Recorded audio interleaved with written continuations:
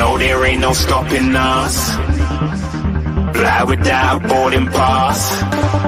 Couldn't catch me, I be moving fast. Call me a shooting star. Let 'em know who you are. Flying up in a bar. Wish on a star. Time to show 'em who's in charge. Call me a shooting star.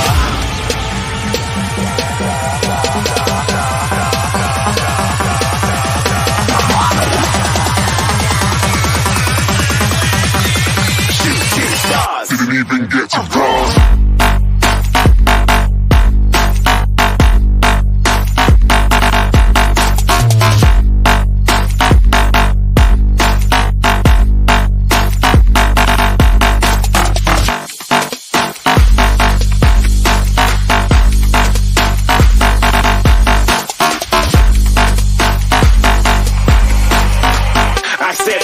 Too far, get to glass.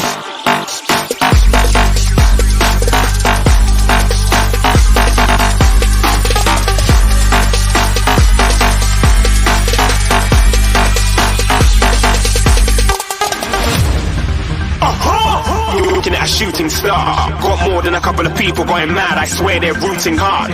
Tell them I'd be big in the game like she went and got them breast implants. I said I'm moving too fast, didn't even get a glance. I'm ready to eat up track like I'm seated in a restaurant. If you had swag like mine, you know it's best to flaunt. We aren't hating because you aren't shining like it's neon, rock like kings of Leon. Shooting stars across the galaxy. I stand out, so don't be mad at me. Infiltrate, I'm with my strategy. When I turn up, then I just have to leave. Shooting stars across the galaxy. I stand out, so don't be mad at me. Infiltrate, I'm with my strategy. When I turn up, then I just have to leave.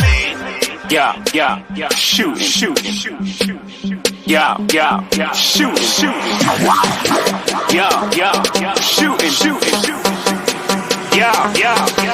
shot.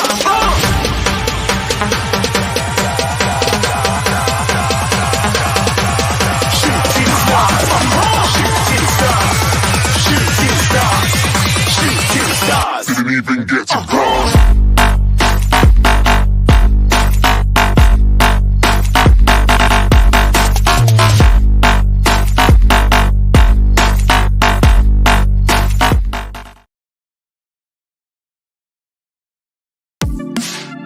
The first game we look for, Robbie. Tottenham away. When we got Tottenham away?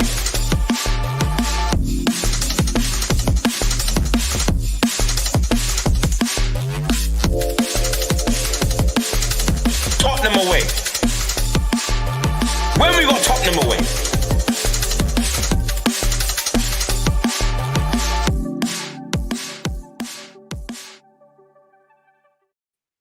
What's happening, everybody? Welcome to Tottenham Away, the best place to be on a Monday night if you're a Spurs fan, and you know it. Welcome once again. Like, subscribe, hit the notification bell, and all those other things YouTube content creators are supposed to tell you to do. Yeah, just do it. Thanks for joining us again. we lost the North London derby, man. We are going to get into it in a bit more depth.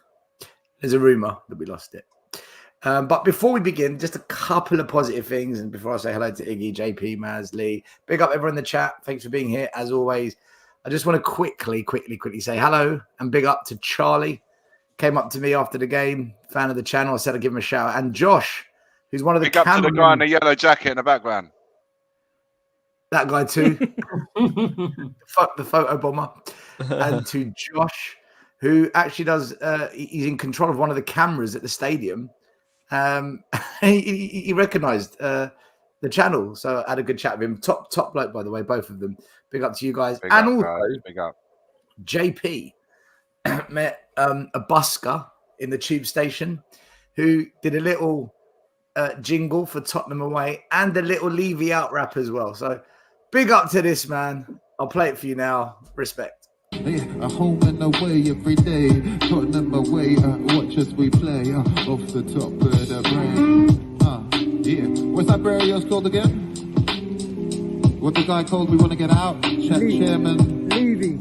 Chairman Levy. Yeah. I said, Chairman Levy, please, you should leave me. That bar's kind of cheeky. Chairman Levy, gee, you should leave me. Yeah, that bar kind of cheeky. What up? Chairman Levy, you should leave me.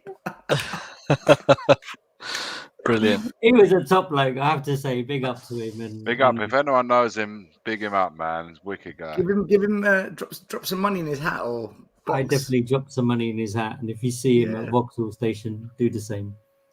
We'll have to get him to do us a proper jingle for the channel and the Leave You Out momentum that we're going to try and build up, I guess, if it all goes tits up with Ange. But we'll get into all of that in a minute. But anyway, Iggy, how you been, man? You've been good. Another 3 in a row we've lost, man. It's not great, is it? It's really not. In fact, it's awful. I said it this morning in the video that it's always the next day, isn't it? It's always the next day that when it hurts, when it hits, whatever way you want to look at it. It's the next day that does it for me. But do you know what? After all is said and done, I was pretty calm about it. I was calm about it. It doesn't mean that it becomes more accepting or it hurts less. It's just I was a lot calmer about it than perhaps some of you guys were, especially in yesterday's stream that I saw. But yeah, we'll get into it. Don't worry, we'll get into it. JP, how you doing? Obviously, we met up after the game. We had a chat, we had a drink, and it was such a dead atmosphere after yesterday, JP. I really thought the atmosphere was dead. There was a whole lull about it all, even from the start. And like in fairness, I kind of got there a little bit late, as in it was about 10 minutes to go or something. But the atmosphere seemed flat even when I got in the ground, and it was. I don't know if people were nervous or what, or quietly confident inside or whatever it was, but it was just the whole thing was shocking. And from my perspective, like I've kind of lost it a little bit now, kind of like with Spurs, and it's almost like without wanting anyone to get hurt, I just wish that place would just crumble, start all over again. Because even when we were walking out, the first thing we saw was all of the building site made up already for the hotel. It was there. The normal way we walk out the ground from the actual steps, that's all been cornered off, scaffolding now already up there for the hotel. And that just literally, that's kind of what it's all about now. And I mean, the players don't seem to give two monkeys that it was a derby as well. So it just literally like takes it out of you, you know. You go, you put your passion and your heart and your love into your football club, you go and watch them, be it, you know, not necessarily at the ground, but you pay for subscriptions on TVs and stuff like that to watch it, and you get dealt that dross. Apart from that, I'm all right. Yeah, we've got a super chat from EdX. Big up to you, Ed. Love your collective passion while being non-delusional. And that's the key. Non-delusional. Spot on. Big up, EdX. Maz, you're far from deluded. How are you feeling? Obviously, I'm upset and disappointed by the loss. Even though we predicted it, it still hurts because we're losing to our biggest rival, right? And what hurts even more is that it was all very predictable. I think what summed up my disappointment and anger before the game had even kicked off is when I saw Ange Postecoglou going up to Arteta and giving him a massive hug, rubbed his face a little bit, gave him a good old pat on the back, a little whisper in his ear, you know, and I'm thinking, this is meant to be our defining point of the season, albeit early. This is what's going to show us whether we've progressed this season or not. And you're greeting the manager that, and let's be honest about this. Arteta hates Spurs, right? And you're giving him a massive hug like he's your best mate. Shake his hand, walk off. Conte wouldn't have done that. Jose wouldn't have done that. Pochettino wouldn't have done that, right? Certainly, previous managers would never have gone as loving as Ange was to Arteta in that moment, and that for me that set the tone for the whole game. So I started watching the game and I just had the bad feelings from the get go because the players, they didn't look up for it. They didn't. Ange set the tone in his interview beforehand, and I know we're going to get into it, so I won't harp on about it. But yeah, disappointed, annoyed. That's how I feel. Disappointed and annoyed. Dietrich's Kane. The only blue person on this team is Iggy. Thank you for your money. Lee, how you doing, man? How you doing? Do you know what? I generally tend to gauge how a match is going by my anxiety levels during the match, whether I'm sitting on the edge of the couch, whether I'm, shouting and stuff like that. I unfortunately had to miss the first half because I did an airport run yesterday and pick up the wife. But I got back dead on for the second half. And I have to say, I was calm as anything. I was just not pumped up. I don't know. It was a really, really, really, really weird feeling yesterday, even though it was North London derby. And it was almost as like just waiting for the inevitable to happen. And then also the inevitable is that we can't get back into a game after we go down. So I'm not even annoyed. I know I should be angry and all this kind of stuff, but I'm just not. I expected it. I said last week I think we'd lose. I didn't think they would control the game by not controlling the game, if that makes sense. It's almost like they allowed us to play, which controlled us. It's a bit strange, but yeah, I'm just like, and I think there's another game where the frailties of what we've been seeing since the middle of last season have not changed, and I just can't get my head around how we fix it. I'm struggling to see how we fix it at the moment, if I'm honest. No, I know how we should fix it, but it's getting someone else on board, which is not our job. Well, look, let's get into the game and then the aftermath of the game and then where we go forward from here. And then a little bit, let's preview the Coventry game coming up midweek in the Carabao Cup, which is now, I think Ange has put immense pressure on himself and the players going into that game, but we'll get into it. So we lost 1-0. The stats will show that we had more possession by a country mile, double the amount of shots than them, on target roughly the same, almost double the amount of passes, but the clear-cut chances, 0. And they had 2 clear-cut chances. Starting lineup was pretty much what we thought. Kulu, Benton, Madison in the middle, normal back 4. Solanke started up front, Son on the left, who I said before, Son and Solanke, I don't think it will work. And then Johnson on the right, which a lot of fans are against, I feel. And Arsenal, no Odegaard, no Declan Rice. They went with Partey, Jorginho and Trossard in the 3, Saka, Martinelli and Havertz. So look, I'll tell you what I think. Then, Iggy, I'll pass it on to you. We'll go around, or whoever wants to jump in. So before the game, I predicted 2-2. And the reason was, when you look at the attacking stats, we're pretty even. We're both very high up in the league when it comes to attacking stats, possession, 4 passes, shots, direct attacks and whatnot. So I thought, okay, Spurs will score. And then this season so far, we're the number 1 team in the league for high turnovers and high up the pitch. So our pressing game is number 1, but not just pressing, but winning the ball. So I thought we're going to cause them problems. Plus Odegaard, if you look at this chart, he's the little green dot on the chart. He's miles away ahead of any other number 10 with successful passes into the penalty area. And I thought they're going to be missing him. Wow. So I thought when adding it all up, yeah, we'll concede goals. I reckon it'll be a score draw. But what I saw was Arsenal with a very, very mature performance. We played right into their hands and they slowly reeled us in. They knew they were going to get 1 or 2 chances. Martinelli should have scored. He didn't. We had a couple of half chances, but nothing clear cut. We should have done much better. We weren't shooting when we should have shot. Our passing was slow, 5 touches when we only need 1 or 2. And it was the usual. Get it wide, smash it into the box. Get it wide, smash it into the box. Get it wide, smash it into the box. I think 1 or 2 shots from the edge of the box, which were blocked. With no cutting edge, there's no creativity. against a very, very, very good defensive team. Set piece, I think Romero was fouled. I'll play you the video later. You can all decide. Most people yesterday disagreed with me. In fact, one person in the comments said, Stel, you're better than this. All right. So I'm in the minority on this one. I think it is a foul. But nonetheless, we weren't good enough. And I'll be honest with you, I was bored. It was a very boring game. For people that say Ange Ball's exciting, it's some of the best football I've seen. The way we attack, I'm sorry, we're just a possession-based team, and that's it. We just keep the ball for keeping the ball's sake.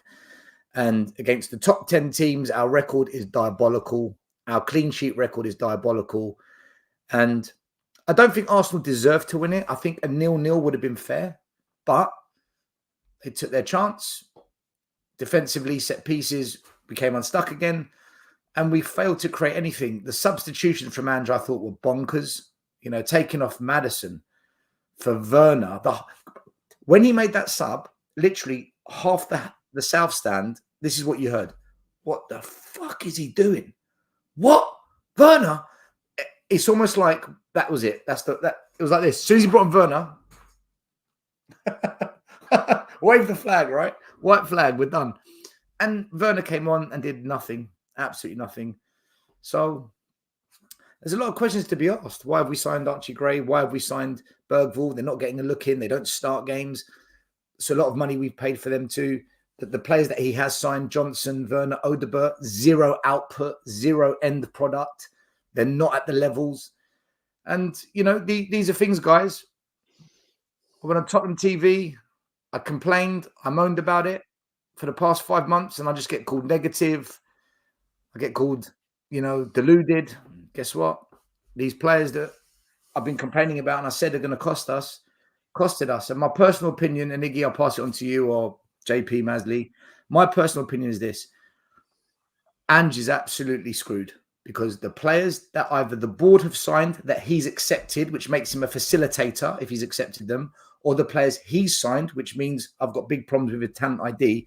The players he's signed is going to be the sword that he dies on. Because, Lee, to answer your question, you can't turn these players into good players. They're not at the level. The only thing he can do is to go to a 3-5-2 with Dragusin, play Porro and Udogie as out and out, attacking, overlapping fullbacks. Solanke's son as two up top and do the best he can with what we've got.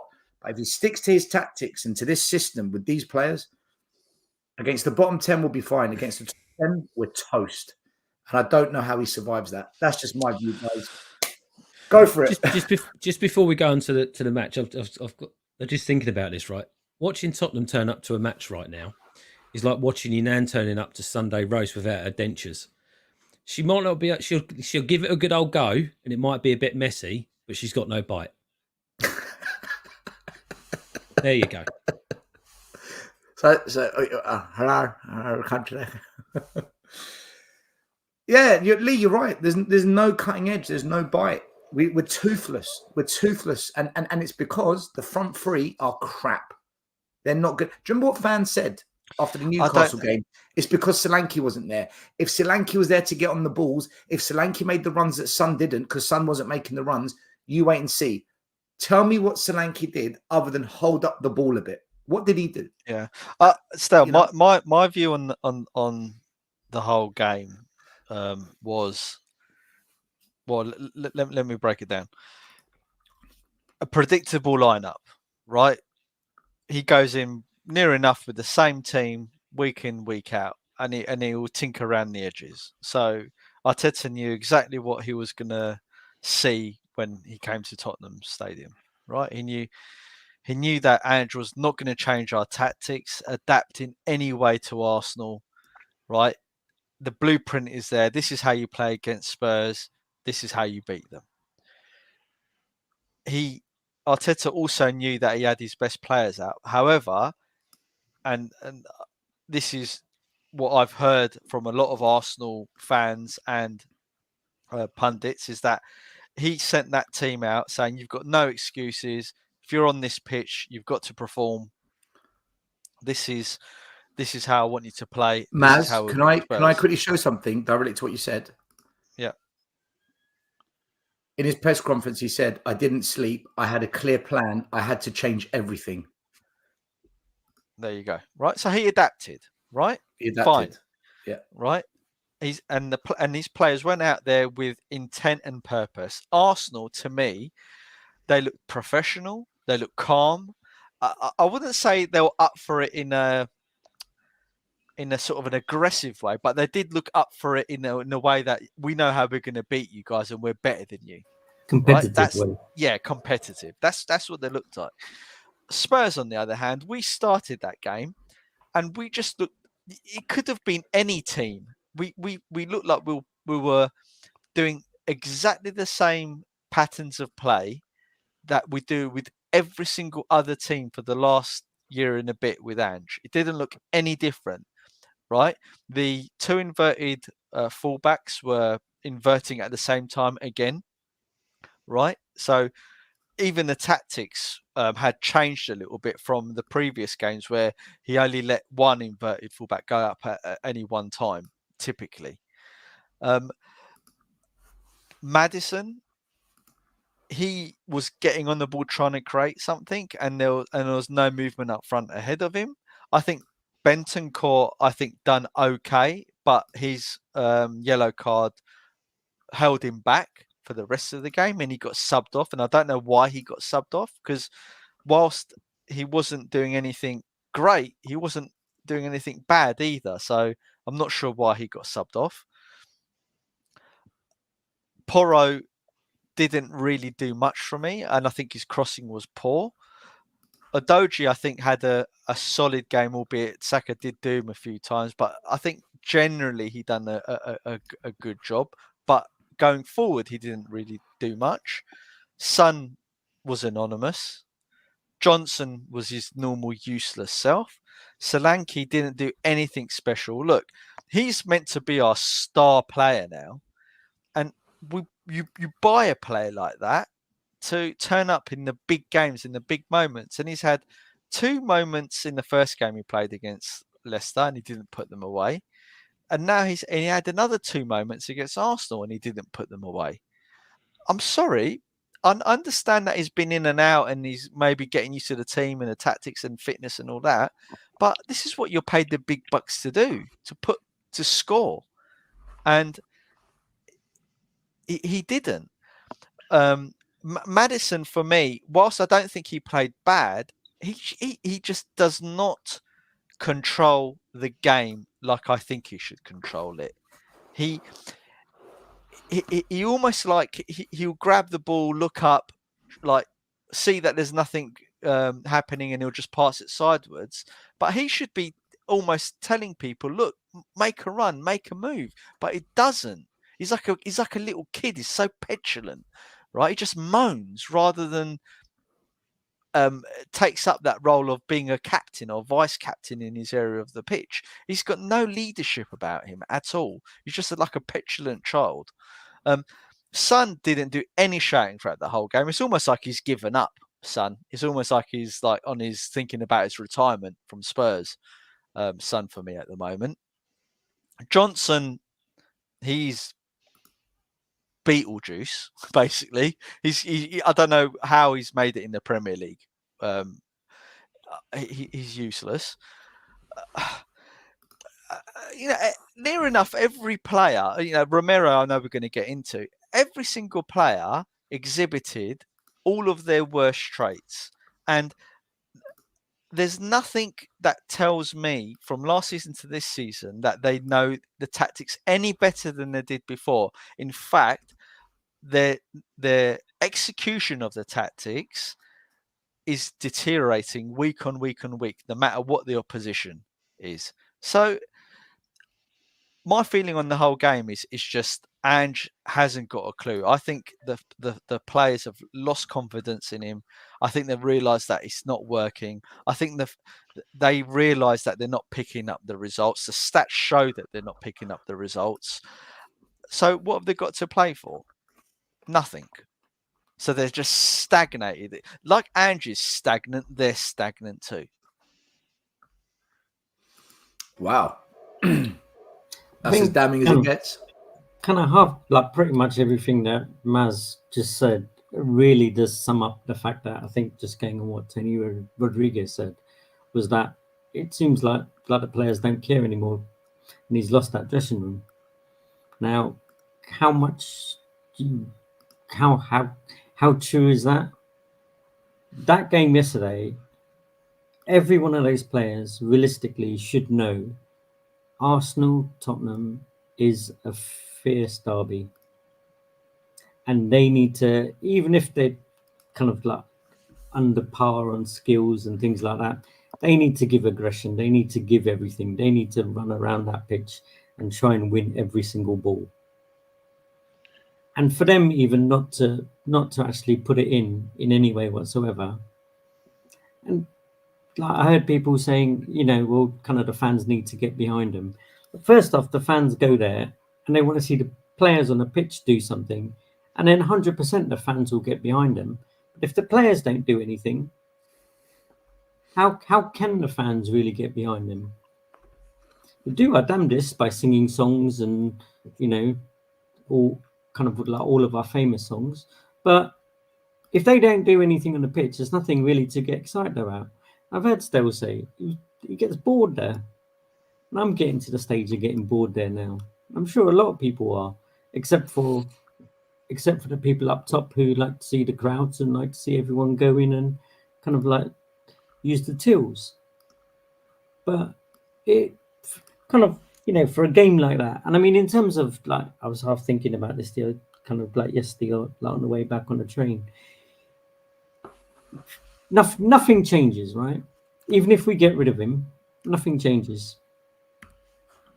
Because whoever comes in, if someone comes in right now, they've got those players. Maybe they can work a little bit of magic with the players, try and get a bit of a good mood back. Maybe play players in the positions that they should be. But he's happy to play this way. He's happy to keep that line. And as I think someone said just now, like, he's happy to die on his sword. But you can literally see it going that way. You can't see it going like any other way. And the easy route is going to be to kind of like get rid of him. Right.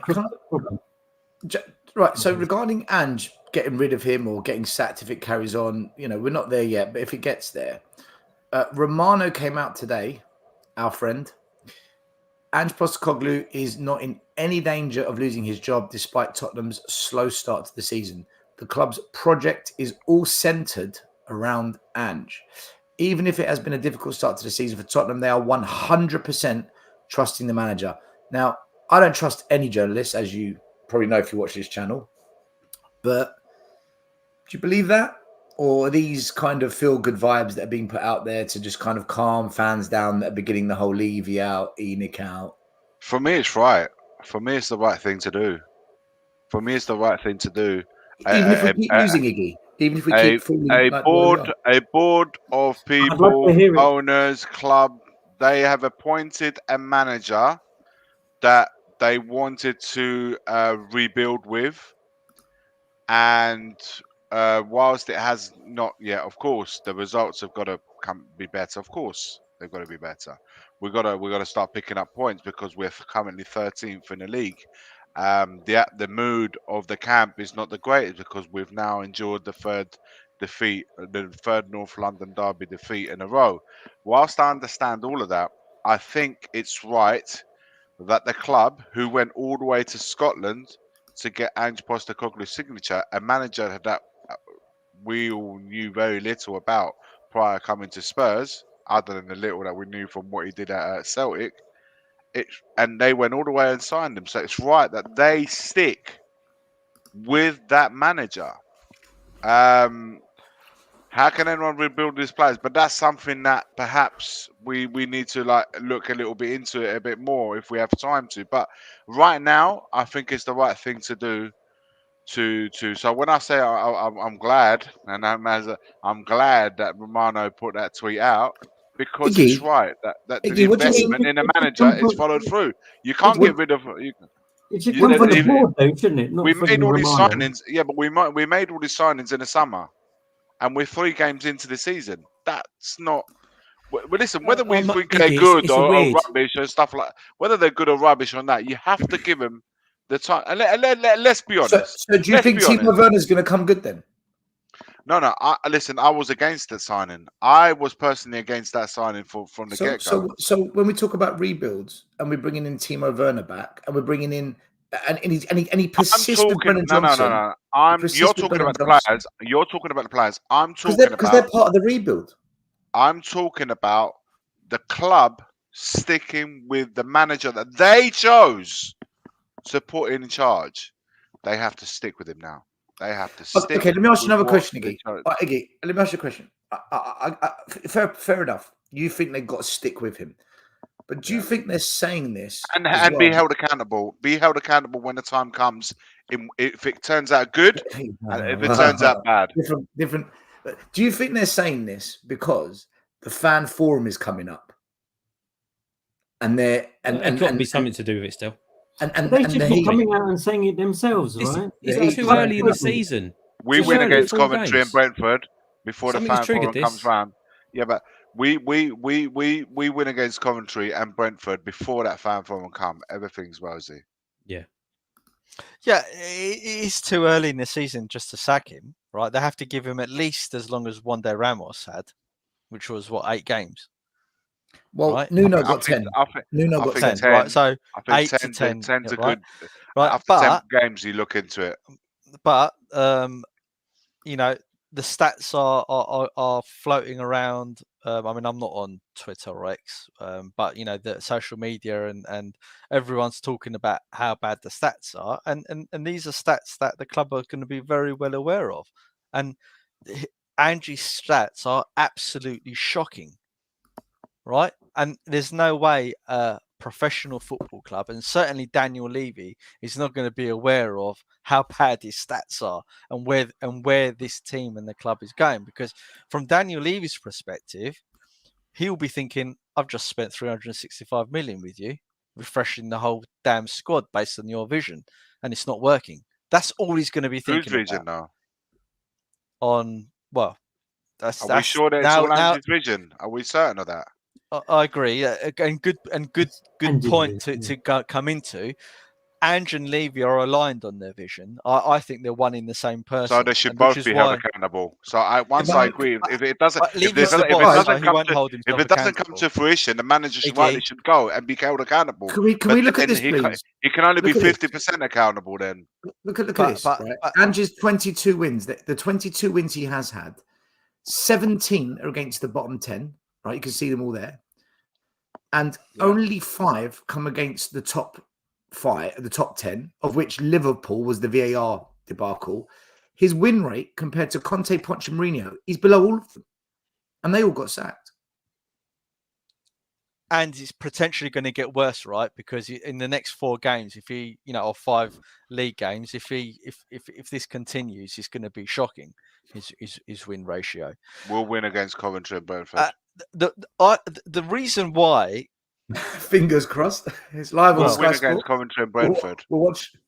We'll win against Coventry and Brentford. I don't think anyone can be certain of that, but I will. I'll put my head up. I'm saying it now. We'll win against Coventry and Brentford. I hope so. I want to win the cup. I predicted that we'll beat Brentford, and I predicted said that against Leicester and Newcastle, but. The difference is, anyway, the point I was getting to is that everyone's annoyed because, and people are right to be calling for Angie's head, right? Because the way that the project is heading is nothing like what Arsenal's project was. Arteta, he finished 8th, right? Then he finished 5th, and then he went on to finishing 2 seasons, finishing 2nd. There was a clear trajectory, and he won the FA Cup, which bought him time. Arteta didn't come out to his fans in the first season and say, I'm going to win the league, right? He didn't come out and contradict himself, or he does. He's a bit of a, he's a bit of an idiot, right? But he is no way as contradictory as what Ange is. He's no way as delusional as what Ange is. Arteta adapts his tactics. He changes things up. He tries new things, right? His talent ID with Edu is a billion times better than what Ange is, right? They weren't signing turbo wieners, and when they did, they quickly cut them loose and got rid of them. We hold on to them and we re-sign those types of players, right? So it's a completely different project. There's no process here, or project to back fully and to give grace to Ange Postecoglou at all.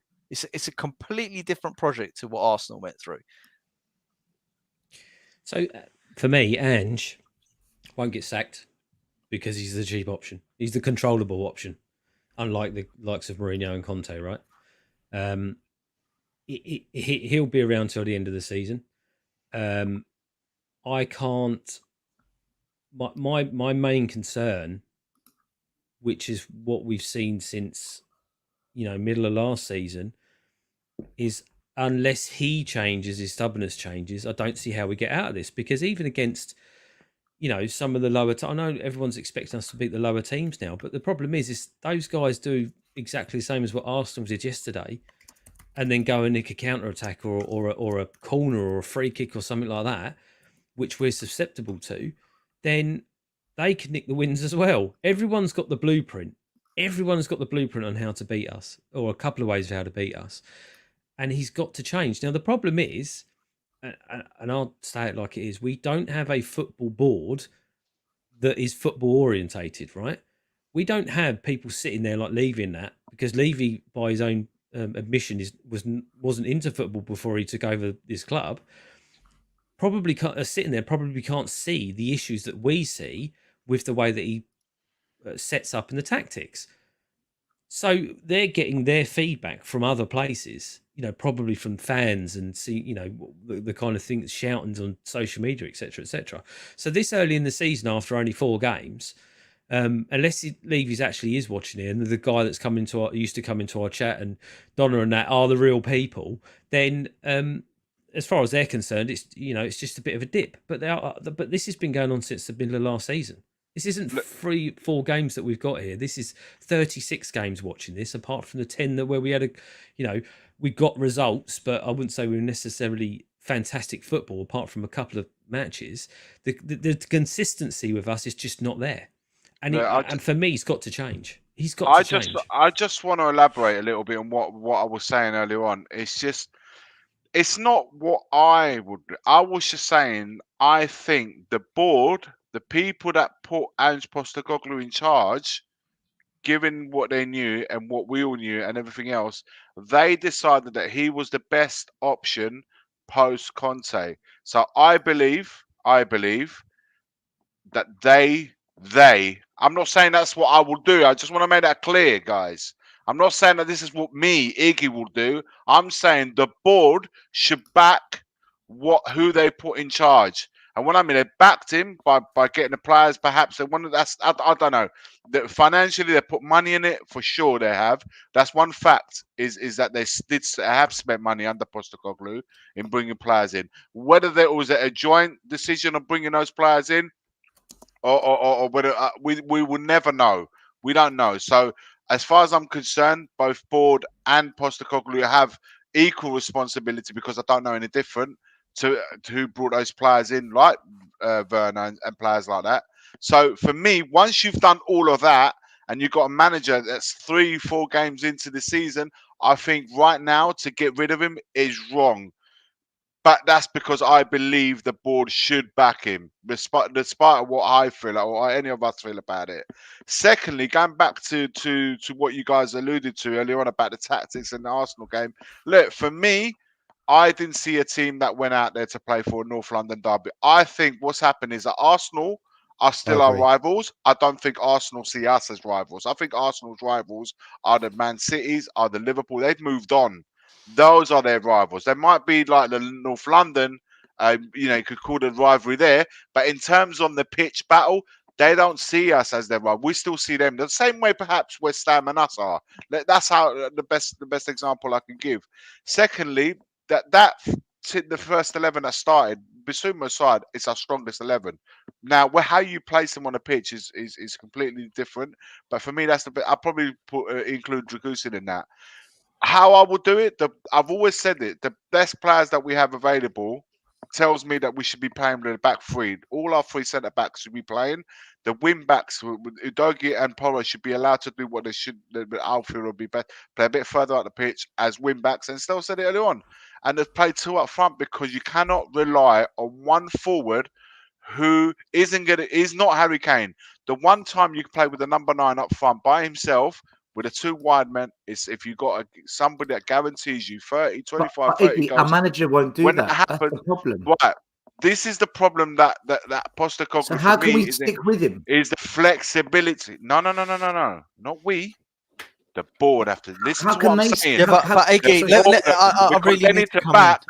They need to back and support the person they Iggy. hired, Yeah, Iggy. and that's right. what they need to do. How do you Bear back with him? me. The transfer window. Of course, Postecoglou has to get results. It's inevitable he has to get Iggy. results. Of course, he has to start turning his games into wins. Otherwise, his place becomes unattainable. Iggy, when you say they have to back him, right? From my point of view, yeah, they've invested in him and the players and the money. They've invested in him. They've turned over 16, 17 players, right? Yep. All of the old squad is near enough gone with only Son and Romero remaining from the previous regimes and Bentancur, right? And Davis. Yeah, let's not talk Don't about forget Davis. him. Right? No, right. However, they must see that their investment they've made is not what was promised. Yeah, because the results. Who should be held accountable for that? The manager should go. That's part of the accountability. Sacking the manager if he. And the way they repent, and the way that won't happen. It won't happen. Yeah, let me say my point, man. Let me say my point, right? The way that they need to repent is by admitting that they've made a mistake in backing him like they have. That won't happen. Right? You know Listening to him. Well, they're going to have to, because if we keep losing, they're going to have to pull the plug at some point. Oh, so they're going to allow us to get relegated, Iggy? They don't. No, they won't. Right? No. They therefore, we can't afford no European income. We can't. Exactly, and therefore, right, they're going to have to at some point say we've made a mistake backing this guy, right, and change course. So when you say that they have to back him, they won't, because they won't allow the results to slip.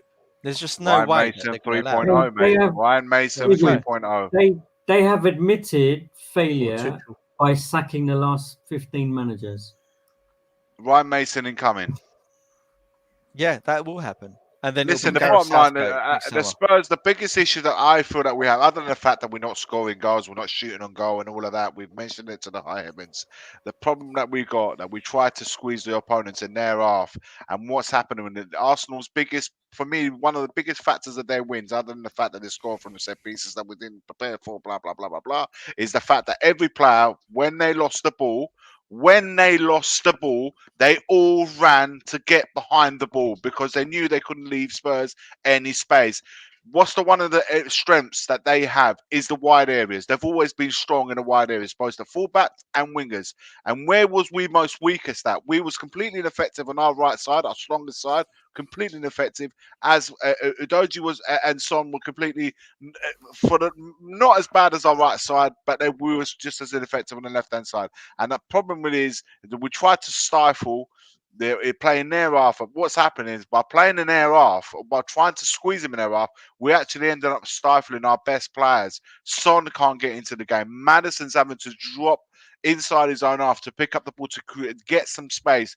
The problem Maddison has is the system that we are playing, and he doesn't have the space to move around. He's having to come deep to get a little bit of having a look around because the spaces are far too tight, and we cannot get into beyond. And when we do play the ball wide, we don't have the options in the box. I said it yesterday, this morning again.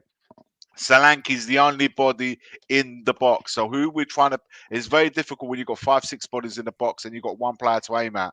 So what we ended up doing, we ended up playing the rainbow. We go around the area into the other side, and that's why we don't have the midfielders that get into the box to support our strikers. If you're going to have 3-man midfield with one forward, you need to throw midfielders in the box to get the numbers up. If nothing else, just to use a bit of habit. And Yeah, we're but not doing that's any of that. not We're to not do doing that, it. And Maddison is not effective or dangerous in the areas that he should be in and around the box. It's So, and still, that's the lack of flexibility. Because yeah. I go back just to conclude, guys. I go back to what you put that shot of Arteta. He didn't sleep because he had to change his ways because he didn't have the players that he had to change it up. He had to change it up to have a plan that we thought, you know what, we're going to be defensively solid. We're going to make sure that we don't concede, make sure that everyone runs behind the ball every time we lose. We do not give the space. But what we will do, we will suck them in by doing that, and we'll create our own spaces to then hurt them in and behind. And they did a couple of times as well. So the plan was the plan. The problem that we have for me, for all the good I would want, I don't want our manager to get sacked. I don't, because I just think it's an absolute fucking travesty to be looking at it so early on and get rid of it. Although the excuses are running out to not sack him. early on. Let me come on, conclude. It's 14 The months. excuses to not sack him are becoming less. I get that. The excuses to not sack him are becoming less. I'm not stupid. I get what's happening.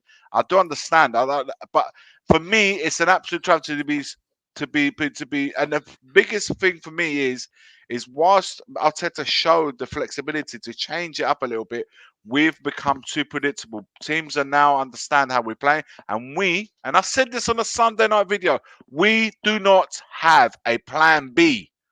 We don't have a plan B to revert to when plan A isn't quite functioning.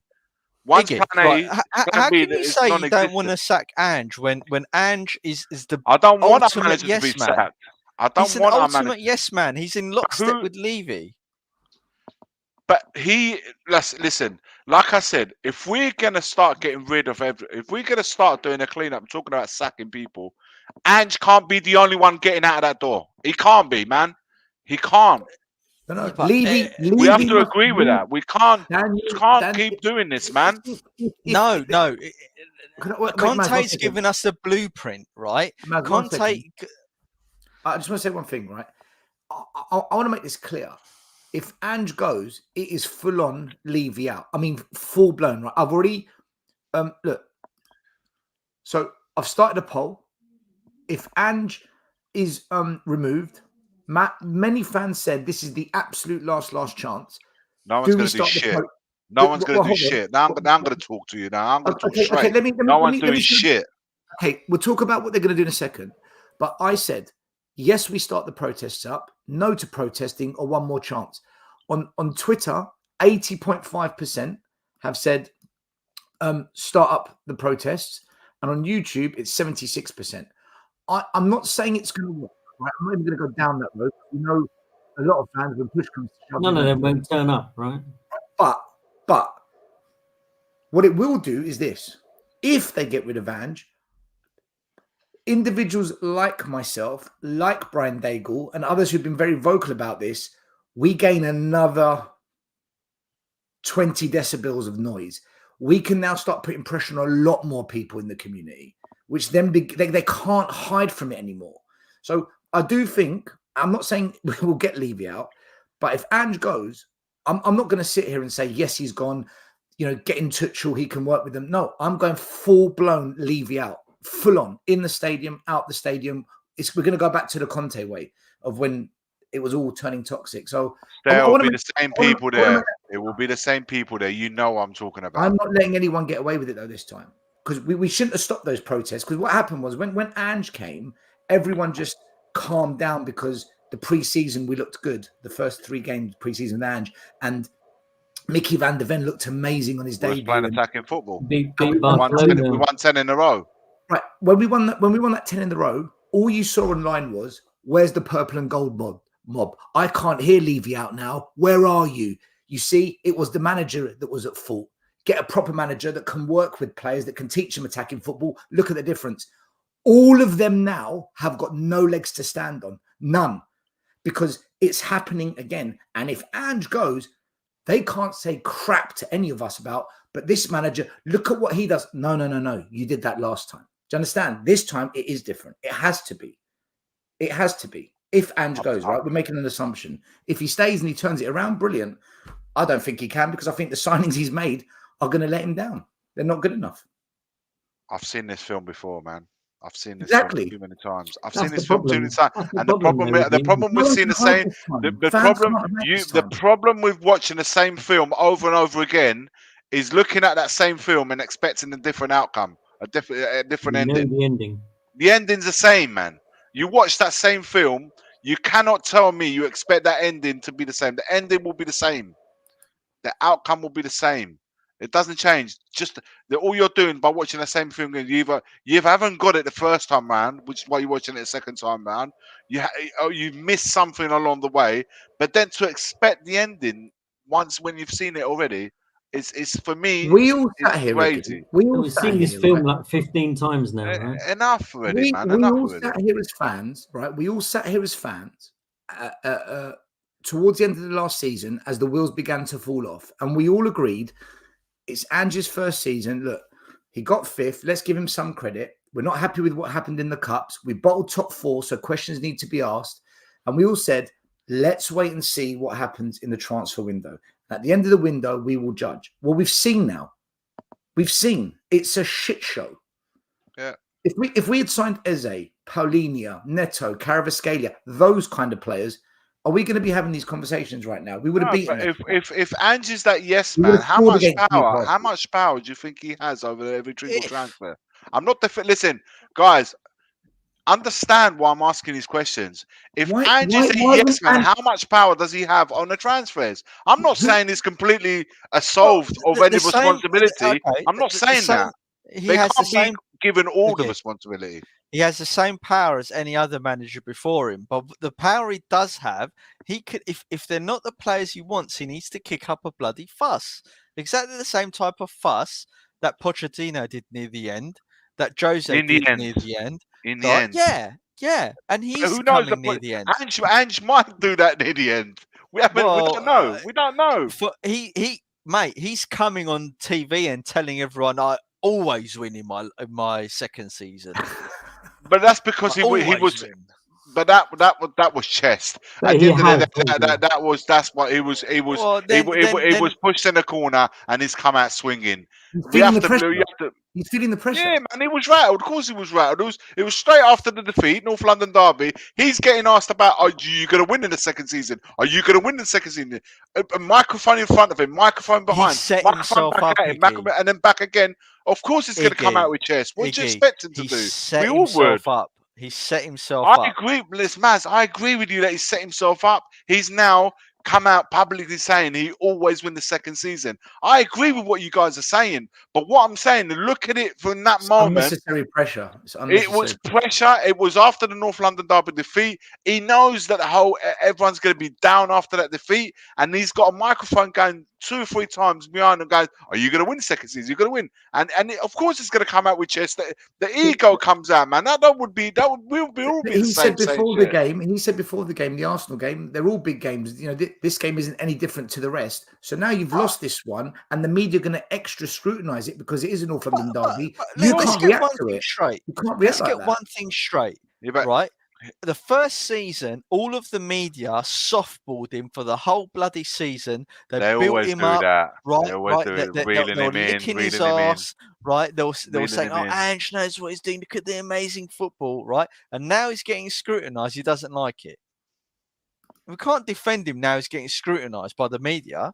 I don't think it's wrong that he's getting scrutinised because when a manager doesn't pick up results, which is, listen, man, at the end of the day, let's have it right here. Tottenham are 13th in the league.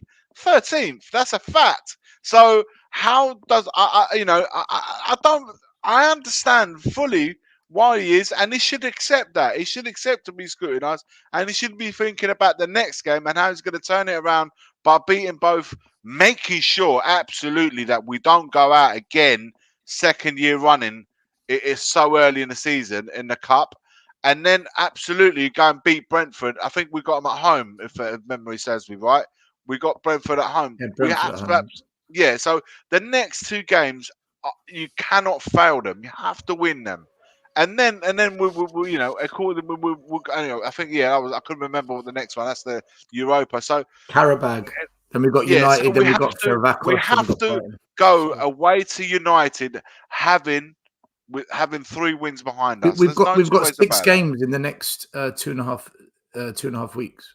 Yeah, there's a We tight got turnover, isn't yeah, there? we got to go away to Man United having Can won I those can three I ask you games. guys a For me, question? anything Then, less is right? not defendable. Right, let me ask you guys a question, right? So the next kind of 6 games, And probably we have to, more. sorry. Lastly, we have to really work out what's going to happen with Bentancur and on Thursday. What is the appeal is He's going to going to be? get a ban. He's going to get a ban, So but we can appeal it though. yeah, we are. We've got up to Thursday to appeal it. So the next 6 games really are going to define, I think, whether he stays or goes before Christmas. 10 games, like we were I saying. think, I think the Premier League games though are bigger because if we keep dropping down that table, that's what the board are looking at. The board don't care about cups. They don't care about trophies. They're looking at that league table because they've spent £365 million not to be 14th, 15th, 16th. So I think that's where their eyeballs are going to be. So really, it's Brentford, Brighton, United, and West Ham. He's got to do something. United away, there's Man United away in there as well. United, so. yeah. So we got Brentford, United away. It's how we go away. into those games as well. If we don't go with any kind of fight, or at least bring something new into it. Let me ask a question. Right, we've spent a lot of money on some young players who aren't getting a look in. Okay, Bergvall was meant to be the second option for I Madison. was listening to you guys in the summer when I was in Italy, and we had generational talent playing in all these friendlies. We never said I never saw any of them. I know you never said it. The generational talent playing in all these friendlies, which I saw none of them because I knew when I was listening to it, none of these guys would actually play. I knew when the season started. My question is this though: he's whether he signed them or the club signed them, I actually don't care anymore. The point is, yeah, of course, he's made the choice not to put Spence in the Europa Cup squad, and he's got Spence on the bench. He's got Spence on the bench, and he's not playing the league games. Why Spence on the bench at all? All the other youngsters pre-season are out on loan now. They've gone. They're all out, except for Mikey Moore, who plays in the youth, but he's not playing in the first. He's not in the first team squad either. So you look at the bench. You've got Ben Davies, old school. Werner, who came off, old school. Dragusin, he only comes on if one of the centre-backs gets injured. And then you're looking at the rest, and it's kids. But he's not playing them. So even when Madison came off, he brings on Werner. When the number 6 came off Bentancur, he brings on Pape Sarr, not even Archie Gray, who we're told is the 6. So my question is this. Is he going to use these players or not? Because if not, how is he going to get through these 6 games playing the same 11 week in, week out? This is how we get injuries, and they're not getting the results this lot. He's being reluctant to play them so far. I think Archie Gray will play on Wednesday against Coventry. Bergvall, I'm not sure about. And Spence, if he doesn't play against Coventry or he doesn't start against Coventry, he's in a bit of a pickle. Because then I really... even more so there after that game, I'd have to say, well, what is the purpose of having a squad? I'm with you. What is the purpose of having a squad if he can't even get a game run out against God? So I think these guys can we afford to play them, knowing that if we go out of this first round, it's going to be. I don't think it should. I don't think Wednesday should be a complete overhaul. Overhaul, sorry, of the 11. But I think 3 changes. I think you can make 2 or 3 changes. I wouldn't make 9, 10 changes, including the goalkeeper. I don't agree with any of that. I think 3, 4, the absolute max. I think Dragusin can come in quite comfortably. I think Spence can come in and Gray. That's 3 changes there. I would make personally. I would make those 3 changes, and then Bergvall. I don't know. I don't know if I would make it right now. You need to start with Madison, I believe, and then Basuma is obviously going to get a game. Obviously, having not played. Is he back for then? I don't know. We don't know if he's fit. I disagree with you in that sense. I would not in most of it. I wouldn't. I think I would definitely give Romero the night off. He's not been the best in the last 4 games. He's cost us some of those goals and some of those games. So I'd give him a rest. And apparently he was tired on Sunday because Tottenham didn't sort out a private jet for him to get back from wherever he was. What a load of bollocks when I heard that. Mate, such a load of crap. Absolutely ridiculous. I would give him a rest. I agree that you could bring Spence in for one of those games, but listen, let's just not underestimate Coventry. You only have to look at the match they gave Man United last year, and you know they almost did them. And the other thing is, though, I wouldn't bring Gray into it. I think from what we've seen of him in that number 6 role yet, I think he is still a bit young and naive to take that role on right now.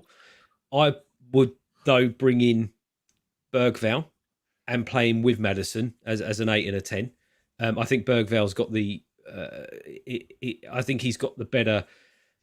Sorry, get the words up. He's got more confidence, given that he's been playing for Sweden and stuff like that as well. I would certainly put him in the starting lineup on Wednesday against Coventry. And if it doesn't work out, then, fine. If we go into this Coventry game and we just roll them over in the first half or something like that, then maybe bring Gray on. But just going back, because you did speak a lot about what we were speaking about before, and it was, apologies, it's hard to get a word in edgeways, but one thing that I wanted to just say, the frustration. Do you know what the frustration is? And I'm sure you guys have got it, and the guys in the chat have got it as well. The frustration so far with this season is not the fact that we haven't picked up the points. It's the way that we're not winning games. We've seen us in games with possession, stats, shots, but no clear-cut chances. That's more frustrating than losing the games. It's the way that we lose the games. That's what's killing it for me. So I think that's why we're almost getting to the point after 4 games where usually we would get to the point after 10 games of the frustration. That's what it's doing it for me. It's not the fact we are losing, it's the way that we're losing. We can't keep having games where we have 60 or 70% possession, loads of shots, which last year or the year before we couldn't even get a shot off in a game, and then still not win games and still not get shot, clear-cut chances and goals. It's like the complete polar opposite of what we were moaning about last time. So I think that's where a lot of the frustration is coming from, more than anything. If he doesn't adjust, again, it's one of them ones we used to have this conversation. We used to have when Conte was in adjust, because we used to say, well, why doesn't Conte adjust? And the argument was he's an elite manager. He's won everywhere he's gone. Napoli are currently Serie A. They're top at the moment in Serie A. Why should he adjust? Just give him the players to play his system, and he will get them going. And I think to myself, the manager, if you know how he plays, and hey, we just look at why don't we give him the players to play his way? Why should he have to adjust? Then that means if he has to adjust, that means he hasn't got the players for his system. So I might have lost. I'm not comparing the two. Don't get me wrong. I know Conte's an elite. I'm not comparing the two. I'm saying is, if a manager has to adjust, I get it. If he has to adjust through injuries, the way Arteta did, he had to adjust with injuries and mentions. I get when that happens, but why does he have to adjust when he's got everyone available? That means either the players that he has isn't right. The tactics don't work. Don't work. Why they're not working though? Iggy, because there's a massive difference here. When Conte was the manager on this channel, our argument was this club doesn't win. Conte does win. The club needs to adjust for the winner they've brought in. Bring in the players Conte wants to make his system work. It's not for Conte to change his methods for a losing club. That was our argument. With Ange, it's different. He's sitting there going, I've been backed. It's on me. That's the difference. That's the problem. Then he shouldn't adjust. He shouldn't have to adjust then, because he's got the players he wants. But we're looking at the players that we got, and we're saying he needs to change it, because we should be playing with wing backs. We should be playing with 2 up front. We should be playing 3 at the back. I watched the show today, right? And I quite like the people on the show. It's one of those multi-Premier League channels where you got the Chelsea guy, the Man United guy, the Gooner, the Liverpool fan, right? And they were all sitting there going, and they were quoting the Spurs fan. The Spurs fan was getting rinsed. And they were all wherever we go, right? But once it calmed down and it actually became a good football conversation, everyone on that table was all saying the same thing. Why the hell is Werner at your club? What did you expect? That Brennan Johnson is crap. Oh my God, does he ever do anything for your club? Do you really think Solanke is going to come good? Why did you take off Maddison for Werner? And then they started talking about what happened to Veliz. And as they broke it down, I literally sat there and I thought, Liverpool, Man United, Chelsea, Villa fan, Tottenham fan, Liverpool fan, you're saying exactly what we say on this channel. And these are just football fans that don't care about Tottenham. So if they can see it, we can see it. Why is our manager sitting there saying, "I've been backed"? You know, he's praised Johnson. He's praised him. He keeps playing him. Like this is why I think this is different to Conte. Conte came out and said, "Spence isn't my signing. This is a club signing. They wanted him. We knew. But this is why with me, I've always backed the manager. On this occasion, I think Ange has shot himself so badly in the foot for the reasons Maz said, that he needs to speak out, unless he's actually not a good manager and he thinks these players are good. And Still, he can't do in a way though. He can't do in a way though, can he? Because he's agreed to bringing Gray in. He's agreed to the signings and stuff. Yet he's not. I think Gray's a club signing. Can I just say? I've said this. He's accepting. I don't think he is. I don't think Daniel Levy spends £40 million on an 18-year-old. Lisa, why doesn't he play him? He's on the bench every game. He does. No, Lee. Okay. I'm glad you mentioned this, Lee. So there's 2 points I want to make. I've said half a dozen times now, various shows that we've done, right? That any manager that now comes in after Conte that knows exactly how Tottenham operate. There's been enough managers, enough history, enough use cases for them to look back and say, right, this is how Tottenham are. This is the conditions I'll be working under, right? So anyone now forward from Conte, for me, is in lockstep with Daniel Levy.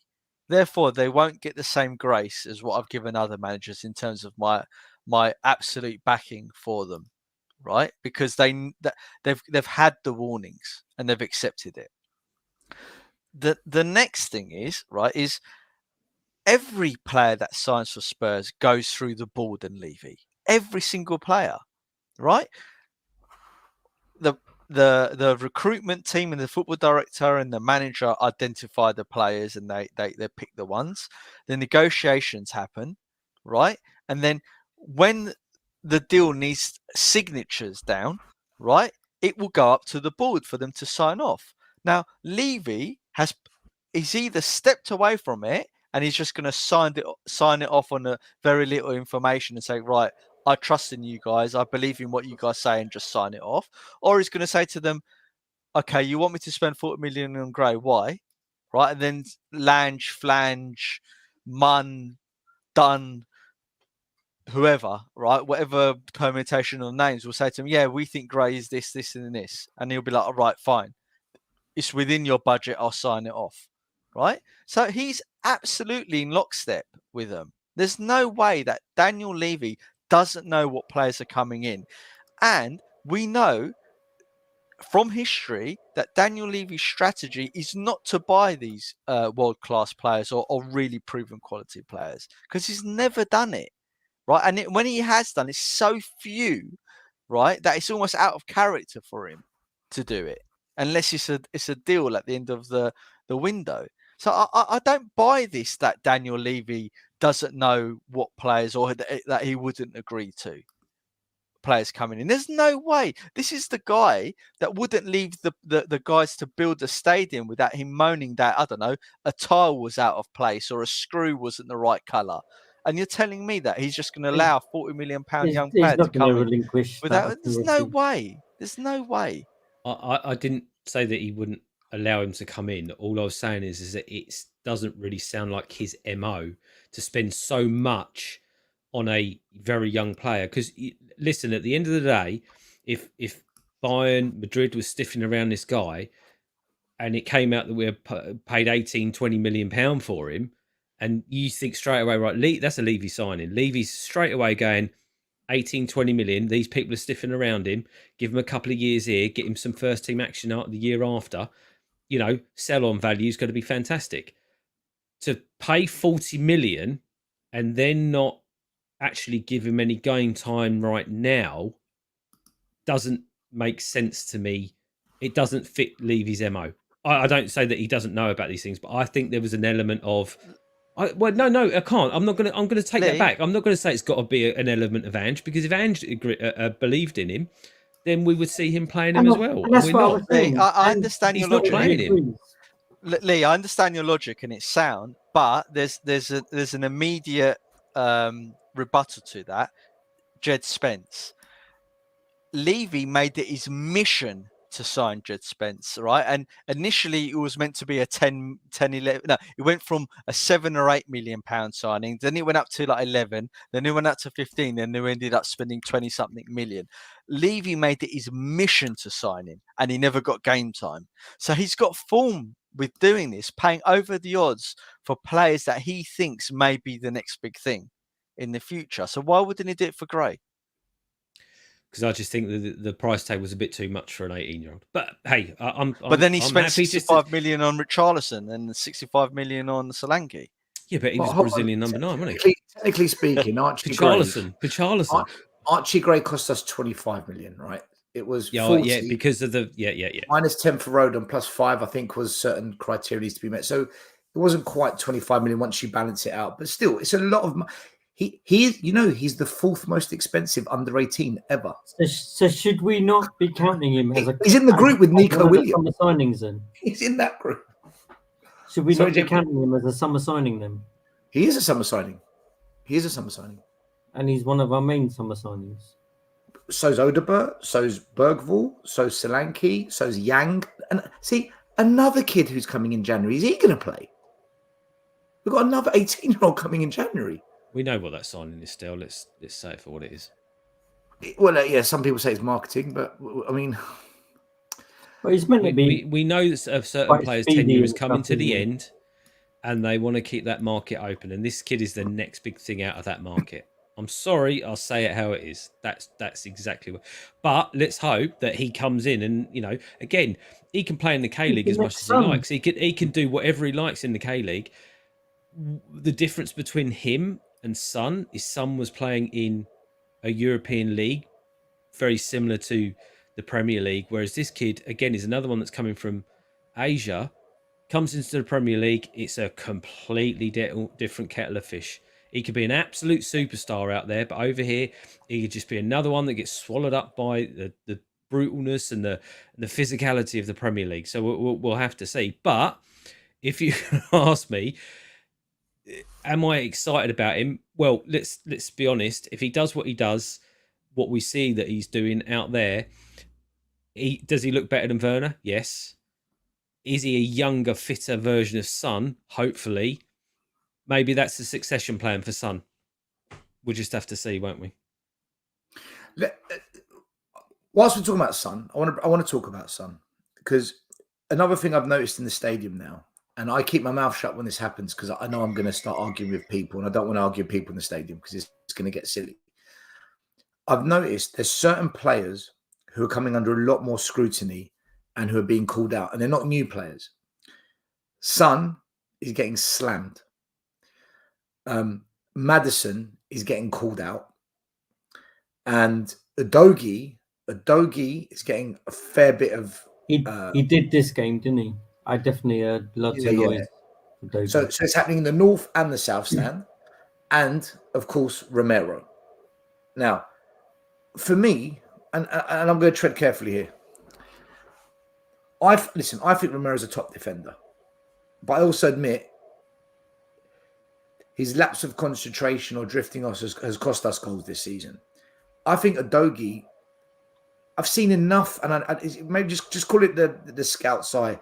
I've seen enough to know there's a good player there, but we are not getting the most out of him. Maddison, for me, there's an argument to say that he needs to step up and do more, because he talked a very big game. Before the game, he said, we'll be looking to put a few wrongs there. Madison says they're hungry to get a good result. Okay, you talk it up. Where was the performance? But then there's an argument to say it's too congested with the inverted fullbacks and everyone's getting each other's way. I argue Son can't play left. I don't want to see Son play left. I think he stinks out left. He's got to be the 9 for me because he's the most clinical finisher we've got. But then what do you do with Solanke? Because he's not versatile to go left or right. So where are you at with these players? Romero, Udogie, Son and Maddison. Because these are our experienced players who are now being questioned by fans. Are they underperforming, is the system hurting them? Are they not as good as we thought? Or is it something else? Or do you think fans just need to calm down? There's nothing wrong. They're actually playing really well. Where are you at with this? Because a lot of fans are talking about these four. My opinion straight away is going to be really simple. I think the system stifles them. I think it's too compact. I think everyone's getting in each other's way. It doesn't allow Maddison to be creative. And even ex-players and managers on things like TalkSport were saying exactly the same thing today. They're saying that Maddison's game is now having to come deep to get the ball. And then when he's got the ball, he's got a line of defenders and then a line of Tottenham players in front of him, which leaves no space whatsoever for him to put those balls through. Those kind of... we're talking about Solanke, right? And I've said this for a couple of weeks. I'm not getting on Solanke's bank right now because I believe he is another player that is going to get stifled. No one's calling by out the Solanke, system. by the way. No, I know, but there are a few players people that have said it. Yeah, but so I agree with you, Udogie. He is still young, and sometimes his mind wanders. But I don't think we're getting the best out of him in the position in this inverted role. I don't believe it for a second. It doesn't make any sense to me, that role. I think you're right in terms of Son as well, because again, once you put players in front of you, this guy used to run around people for fun, right? Or he used to play with Kane and used to run past players for fun, and you've got someone there. We're expecting really that Maddison is going to be the replacement for Kane in terms of finding those balls and putting those passes through for the likes of Son to run in onto. We've basically maybe seen it once or twice throughout yet, because of the fact that we're not playing counter-attacking, we're playing so slow, progressive build-up football. And by the time we get to the opposition's box, they're set in their ways, they're set in their defence, and it's really hard to put those type of passes through. That's why we're not getting any kind of end product out of it. Listen, sorry, go on. You go. Lee. No, Romero, what's your thoughts on Romero? Because he's getting pelters. Absolutely. Mate, pelters. I think my honest opinion on Romero. And also, Lee, also, was this a foul? Was he pushed, right? So Romero and you got to put your big boy pants on. You got to put your big boy pants. These type of things happen, mate. I think let's play. Let's side, was he? I think let's play the video. Let's play the video.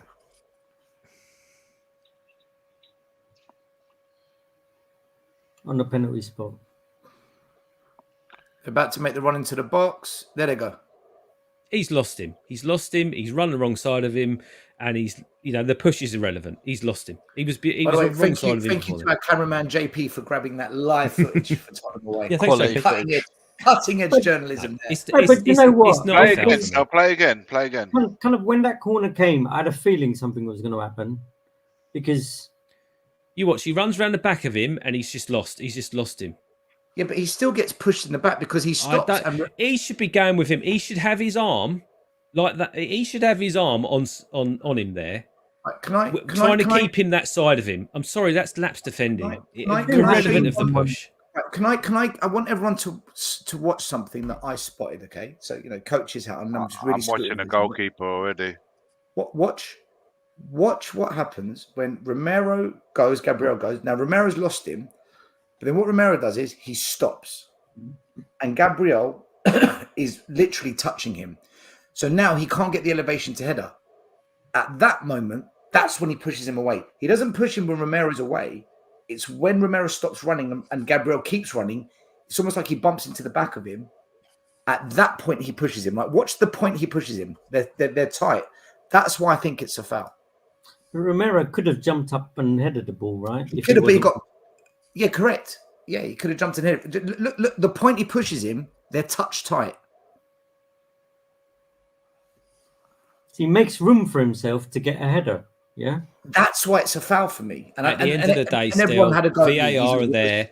VAR will uphold the rules as they're stated. They can do. They could have called it. They didn't. It's it's a light one for me.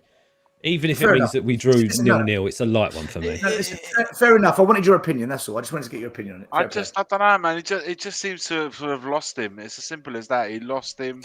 Look, still, you know what gets me? There's a few things I've already spotted in those corners, like the two or three in a line that I don't know what their purpose there is. the goalkeeper who, for me, I'll could get play it again as you're talking, Iggy, so people can see yeah, what you're there's a 2-3 in a line there. Like, get Yeah, the guy on the 1, 2, post. I 3, don't 4, understand what 5, 6. Bentancur and the guy to his left, it might be Solanke. The Solanke. goalkeeper who almost uses that group to block him when he could have just gone round. And then, if he actually stands instead of diving backwards, the ball can hit him. If he actually stood straight on, and if the ball ends up in either corners, fine. But if he actually stands where he is, the ball hits him straight in the face. But what he does, if you look at it, he dives Romero's the one that's backwards. getting the pelters, though, Iggy. That's why I brought it up. Yeah, no. There's Romero, 6 people right, there, that's right? the number one. The number one is Romero losing his marker. It's unforgivable because we know how dangerous Gabriel is in that corner. But then you look at the two players, Solanke and Bentancur. What is their purpose of being there? There's no runners there that are going to attack that area. And then lastly, the goalkeeper who uses Van der Ven, slightly moves to the left, and he uses those two players as if to say, I can't get round you, when he could have gone round and perhaps caused Gabriel a little bit more problems. But then, lastly, if he does decide, which for me is wrong, I think goalkeeper should command the 6-yard words. But if he does decide to stay in his line, do not ever dive backwards. Don't, as a goalkeeper, you never dive backwards. You dive sideways or you stay as you are. Make yourself big in the hope that perhaps the ball's going to hit you straight in where you are. But it's the one area you don't want to concede a goal is when you're in the centre and the ball goes there. If you look at it again, you'll see by him diving backwards, the ball's right there. So It's almost too fast, isn't it? no, It's look where the ball ends up. If the goalkeeper stands up, just lets the ball hit him. If it goes in the corners, there's nothing he could do. But look where the ball ends up. Do you know what? I have to agree with Iggy on that. Dives backwards this way. Just stay. Just make yourself big. It might hit you in the shoulder. I play in goal on a Friday night, every Friday night, and I have done for years. But the one thing that I can tell you is that kind of situation, the amount of times I've been smacked in the face with a ball because you just don't react. Your reaction is either to stay there or put your hands up. It's too close. The diving backwards was weird. It really was. To make a reaction save, the ball's too close. He's a bullet header. He's jumped up high. He's hit it with a ferocious amount of speed. So he's just got to let the ball hit him. Or he comes and claims. I want the goalkeeper to come and claim within the 6-yard box. The point of the matter is, for even when you see the corner being played, don't watch anything else. Just look at the goalkeeper. He uses those 2-3 players there as if to say, I can't come and get this. And that's wrong. He's using them as an excuse. Just watch it, man. You can play it again. You can watch it and just look at Vicario. He doesn't get round at any point, tries to get round it. You know what? He probably could have even bought a foul if he had tried to get round it and he gets fouled. But the bottom line, he did a couple of times where he actually punched the ball in the other corners. This one he's decided to stay. And I think Gary Neville was calling him out before, saying how nervy he looks. Like, he looks really jilted. It doesn't give confidence. And I know that he's a bit sub. I know that's probably, for as good as shot stopper that he is, a reactive goalkeeper, he's weak on the corners. He's being found out about it. And now, more and more teams, because that's one tactics that every team in football can play at any level, bottom and top, they can all be good at set pieces. I don't necessarily think this highlights Romero necessarily. I think this highlights we have not progressed.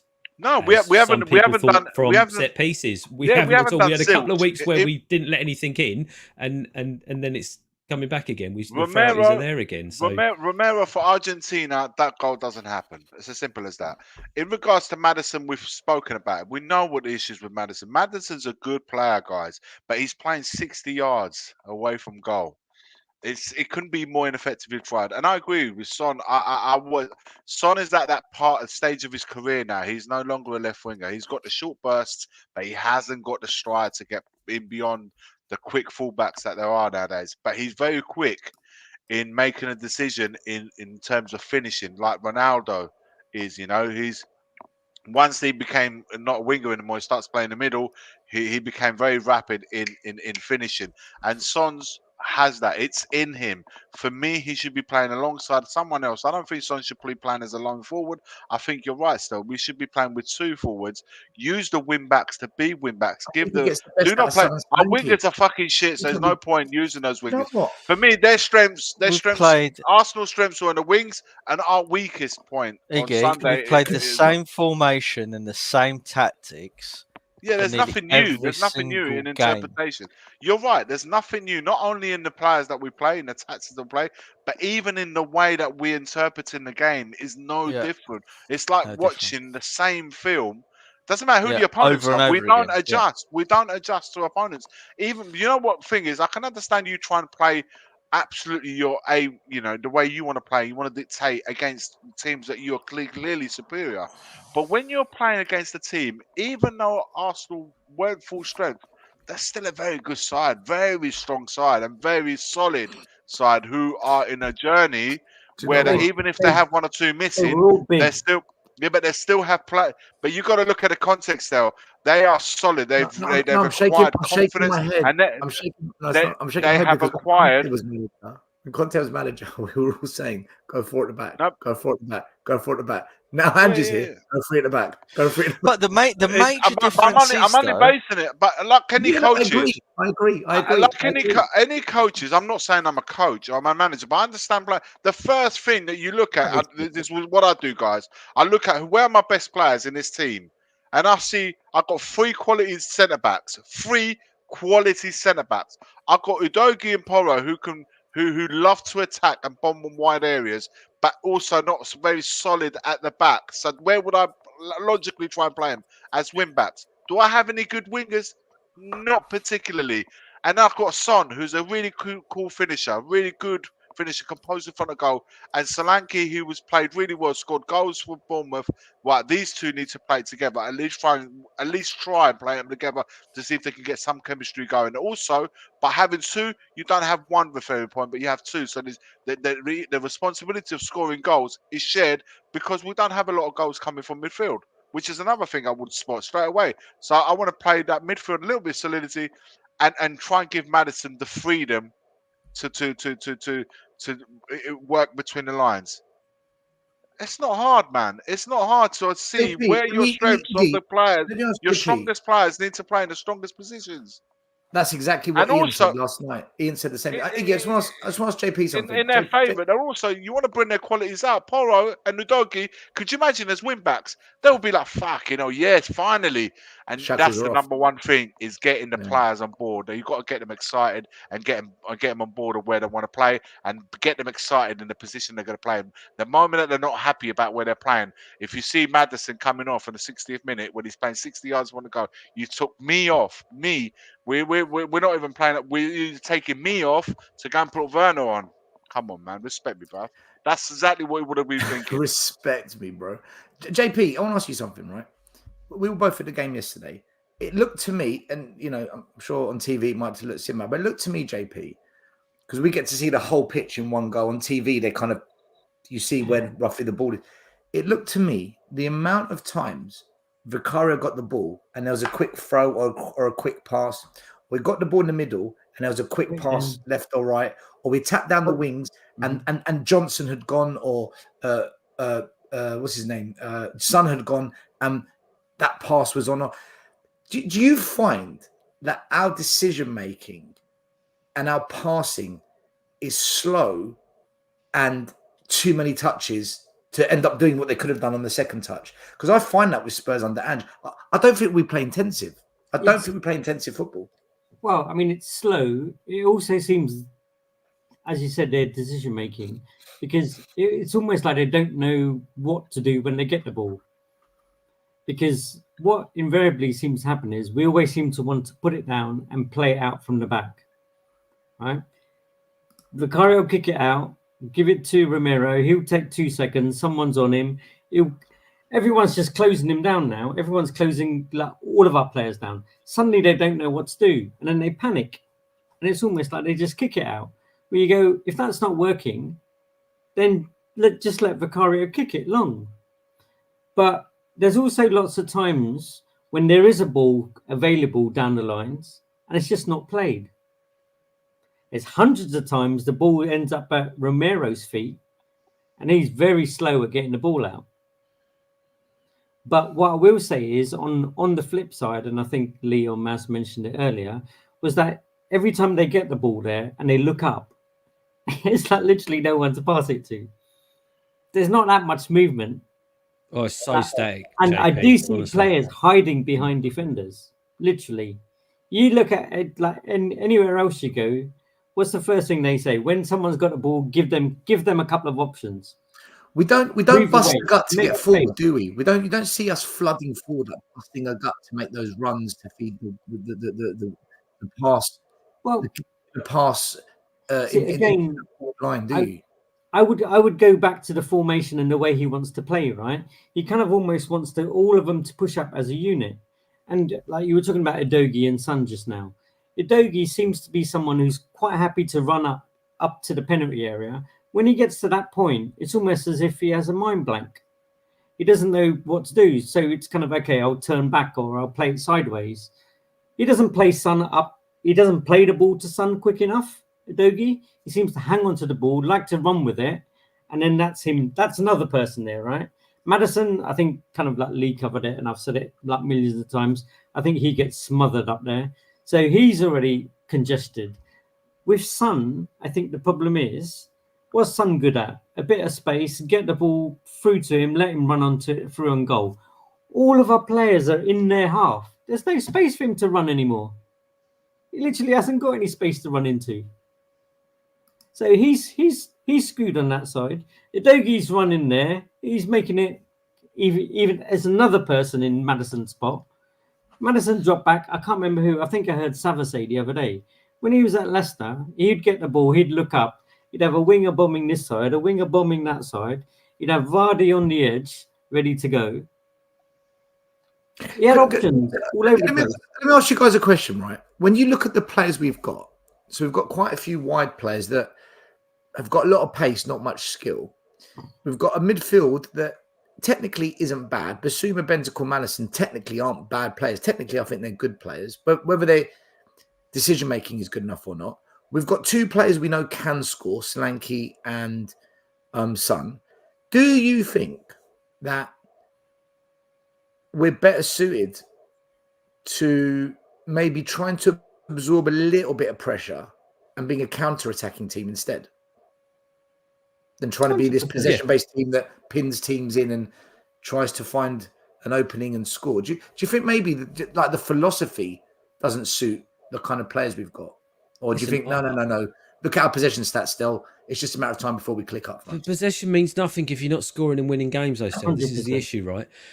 Listen, I'm a big advocate, and I think that this particular team, the results and the way that we play can still be, lovely looking football.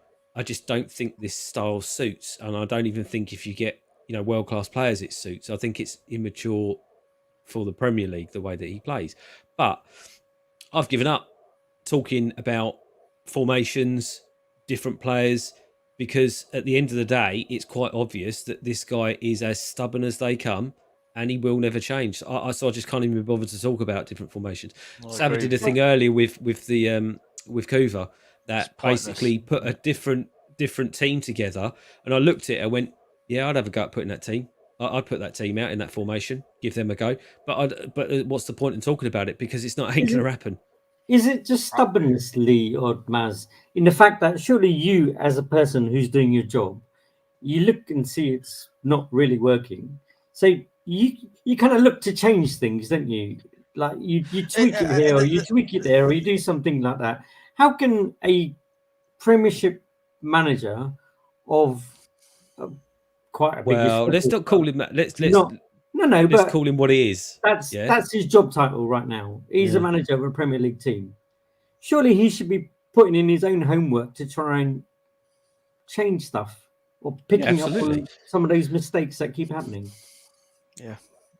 That's exactly what you should be doing. You can't go through 36 games playing the same formation, trying to do the same thing, and getting exactly the same outcome. I mean, how many times do you have to do the same thing before you realise and work out that you need to change. Maybe it's just naivety. Maybe it's with the fact that he's a manager that's never played in a top league. Everywhere he's gone, he's had the cream of the crop of what he's needed, and it works because they're better, and it's easier to do it in those leagues. But in the Premier League, there's such a it's not all the same. You're not Man City, right? You're not at the top of the pile all the time. You're, for what we are right now, a mid-level team trying to play like Man City, but not even play like Man City, because Man City don't do this. They understand, Lee, right? They don't play like this. I think it's naivety because he's never played in the top league before. I think as well that because he's done this every single club he's gone to, and he said, right, normally I have a rough patch either at the start of the season or at the end of the season, and then in the second season everything comes together and start winning. I think what hasn't clocked on to Postecoglou is it's not going to work. So now what? And I think how long, Maz? I think he's literally waiting. He thinks that something magically is going to click with the players and it's all going to come off. And this is where he's massively underestimated the quality. He's waiting for us league. to play Sheffield United. Yeah, I genuinely think it's that because and the reason why I genuinely think it's that is as we said, he's not changed anything. We're playing exactly the same now as what we did from the first game he ever took charge. Mate, if I'm a Sheffield United's manager, I've just watched Arsenal, the second best team in the country for the last 2 seasons, go to Tottenham Hotspur and not be attacking and control the game and win it. And that's the philosophy I install when I go and play Tottenham. It's as simple as that, especially if I'm at home. It's even little things like kind of what they, in terms of controlling the game, they went down. They took little fouls here, they took little fouls there, they slowed the game down, they messed up our rhythm. They did all those professional things that you'd say is what you want to do when you've got some of your best players out. JP, I would have rather Arsenal come to us, play attacking football like we know they can do, and beat us 3-0 than sit back and take the mickey out of us, because that's exactly what they did. They took the mickey out of us. They toyed with us. You know this 3-5-2. By the way, Soulboy, sorry I missed your super chat earlier. He says the media's turning against Ange because of his spiky attitude. Yeah, there was a bit of a bite with the media yesterday for sure. When I said about, when you said Sava and Kuva showed a 3-5-2, would you go with that squad? The point I'm making is formations help deliver a style of play, right? If you want to play possession-based attacking football, the best formations typically are 4-3-3 or 3-4-3, which Martinez used at Wigan, because of the amount of triangles in that formation. For counter-attacking football, typically it's a 5-3-2 or a 3-5-2, depending on what kind of centre-backs you've got and wing-backs. So I'm all for playing a 3-5-2, but I think the way we approach the game has to change, though. I don't think we've got the players to execute this possession-based system. When I look at Man City, who for me are the best team at doing it, I look at their players. That's a team that plays possession-based football because they've just got wonderful, wonderful players all over the pitch. But when they don't play like this, though, Stel. They don't play where they just shove everyone up front and just correct. create our own defensive wall in front of the other team. That's just not how they play. I agree. But Ange wants to play possession-based football. That's the strategy and tactics are two different things. Strategy is how you want to win the game. So we want to do it by being a possession-based team, or we want to be a counter-attacking team, or we want to be a set-piece team, or we want to mix it up every week. That's your strategy. Your tactic is how do you set up the team to achieve the strategy. So if our strategy is we're going to win the game by keeping possession of the ball, that will lead to us scoring chances and stopping them from scoring. That's our strategy. Well, how do we do it? Well, I'm going to go with a 4-3-3. I'm going to play certain players in certain positions, and this is how I want us to move in that system. What I'm saying is I don't think we've got the players to play the strategy. Forget the tactics for a minute. 3-5-2 is a tactic, but if we go to 3-5-2, I think the strategy has to change. I think we need to go to what Conte was doing, which is We're going to sit deeper and counter-attack, but not be as defensive and ultra pragmatic as Jose and Conte, because we've got better defenders now. We don't have Dyer and Longley and Chicken Man and all that nonsense. We've actually got good defenders, so we can be a little bit higher up, but let's be a bit more pragmatic and just try and hit them on the counter-attack, because Son can run in behind. As much as I think he's crap, Johnson's quick, Werner's quick. I think we're better suited to a different strategy with the players we've got. That's when the 3-5-2 works. I think if we just go to a 3-5-2 and try and play possession-based football, I think we're going to have the same problems. That's what I was like. What do you think about that?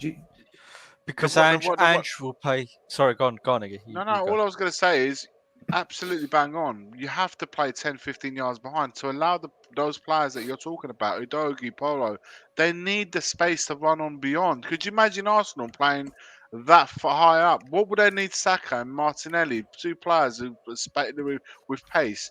There's literally 22 players in there. Yeah, literally, they would have no. You got to look at it. The characteristics of the players are ones that some players like. Every wide players, they need space to run onto. Your number 10 needs space to create. If you're flooding the opposition half, and they've not only realised that you're going to play a high line, so what do? They flood that to not give you any space. So then what they're going to do, they're going to hurt you with they're going to hurt you with the space that they create. And teams like Arsenal, any teams that have got quick players in the wide areas and through the middle, they will hurt you. There'll be opposition. There'll be teams that perhaps mid-table. All they need is a quick centre forward, or like you said, a quick counter-attacking team with wide players. They will hurt us because our fullbacks are so high up as our defences, and because they will set up that way, because they will know 99.9% of the time Spurs will carry on playing the same way, which is what the problems we've been talking about it all night, that we don't alter the way we play depending who, could you imagine us going all the way to going to Old Trafford and Man United and present ourselves with this way of football? What do you think they're going to do with their wide players that they got and the centre forward that they got? I think the other giveaway thing is Ange has already come out and said to everyone, we're playing this way, mate. This is who we are, mate. Right? This is who we are. Every opposition already knows. The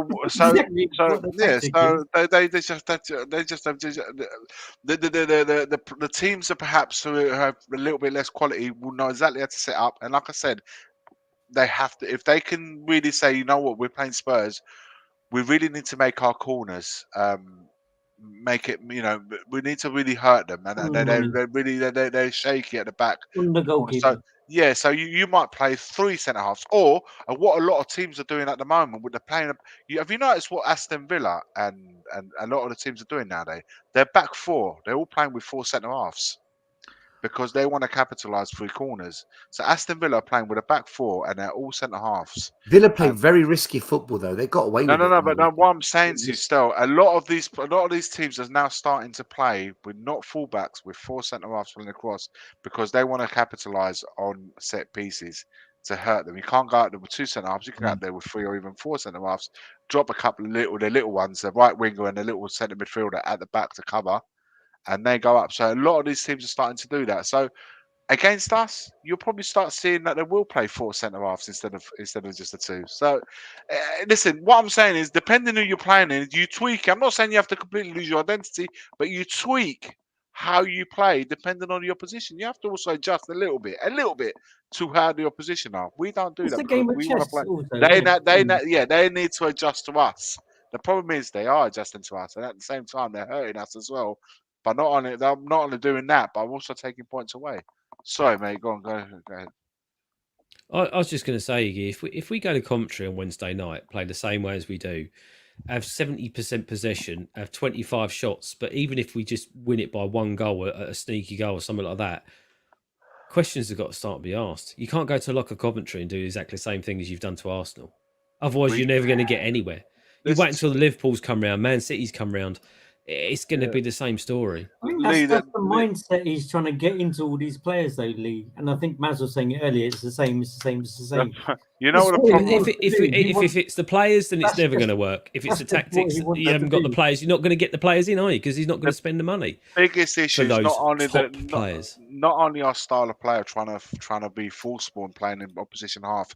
It's also the lack of killers that we have when we do get those opportunities, because we don't have the listen that chance that fell to Solanke where he took a bad first touch, he didn't take a second touch, and He then should take have a hit that first time. mate. man. That you don't fuck about, man. That is Yeah, just I like missed the that, and goals I that agree. you're He should have the hit that goal first the time. goals at your mercy. You've got to be hitting that in for I was forward. saying to the guy next to me, Iggy, this kind of just before the kind of as the game kicked off, it's like this game for him. There's pressure on him.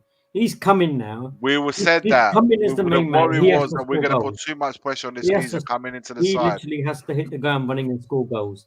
And this game here today, if he gets a goal today, it could be all right for him. Yeah, Right? but And he we're should have hit that expecting the first same time. outcome as we're expecting the Harry Kane numbers and Harry now. You know what? Kane was a one-off in this club's history. We knew how good he was. He went at club, but now you're really starting we to get pissed just him up how the good he wall, was. totally. Even more so.